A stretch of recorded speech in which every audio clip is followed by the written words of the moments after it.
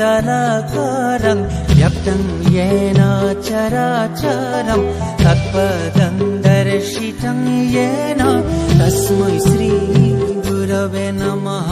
गुरवे नमः, गुरवे नमः। अखण्डमण्डलाकारं व्याप्तं येन चराचरं तत्पदं दर्शितं येन तस्मै श्री गुरवे नमः। गुरवे नमः, गुरवे नमः।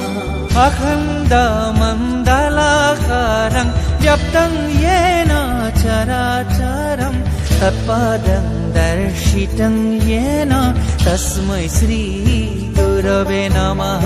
गुरवे नमः, गुरवे नमः।